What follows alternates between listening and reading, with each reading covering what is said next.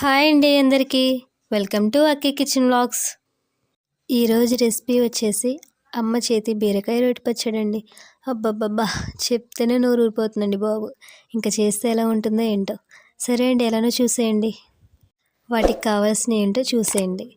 5 లేక 6 ఎండుమిరగాయలు తీసుకోవాలండి. బీరకాయలని medium సైజుగా cut చేసుకోవాలండి.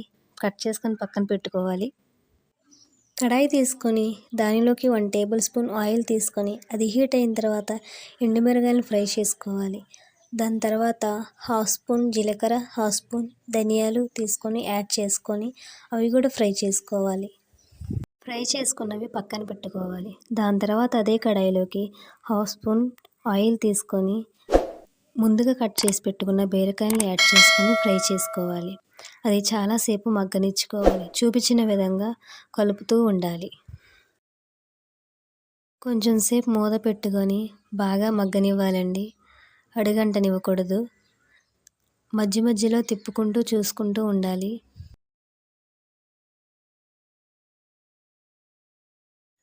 ఫ్రై అయినవి ఒక గిన్నెలోకి తీసుకొని పక్కన పెట్టుకోవాలండి. అవి చల్లారనివ్వాలి. ముందుగా కడిగి పెట్టుకున్న రోటిలోకి వేపుకున్న ఎండుమిరగాయలని యాడ్ చేసుకొని అందులో 1 స్పూన్ గల్లుప్పు యాడ్ చేసుకొని కచ్చా పచ్చాగా దంచుకుంటూ ఉండాలండి.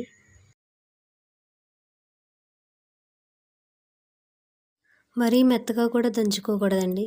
చూపించిన విధంగా దంచుకోండి. దంచుకున్న ఎండుమిరగాయలని పక్కన పెట్టుకోవాలండి. దాని తర్వాత వేపుకున్న బీరకాయలను కూడా యాడ్ చేసుకోవాలి. దాన్ని కూడా కచ్చాపచ్చాగా దంచుకొని పక్కన పెట్టుకోవాలండి. ఇది మిక్స్ చేసుకొని మళ్ళీ కచ్చాపచ్చాగా దంచుకొని పక్కన పెట్టుకోవాలండి. అది తాలింపు పెట్టుకోవాలి.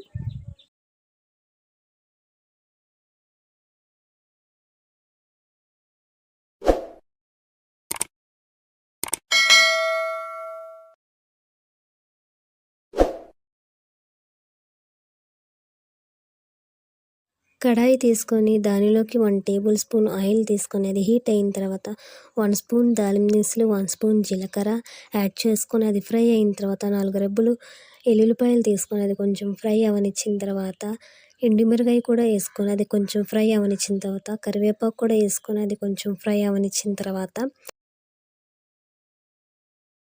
ఇప్పుడు తొక్కి పెట్టుకున్న పచ్చడిని కూడా యాడ్ చేసుకోవాలండి. యాడ్ చేసుకున్న తర్వాత అది కూడా ఫ్రై అవ్వనివ్వాలి. పచ్చివాసన అంతా పోయేదాకా ఫ్రై చేసుకుంటూనే ఉండాలి.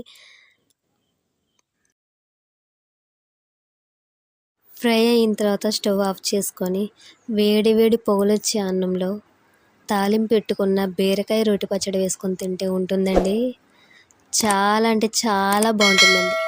ఒకసారి మీరు కూడా ట్రై చేసి ఎలా వచ్చిందో కామెంట్ చేయడం మాత్రం మర్చిపోకండి.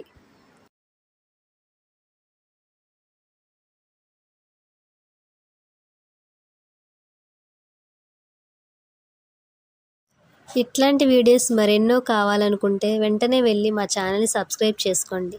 పక్కన బెల్ బటన్ ఉంటుంది. దాన్ని క్లిక్ చేశారంటే మా నోటిఫికేషన్స్ అన్నీ మీరు చూడొచ్చు.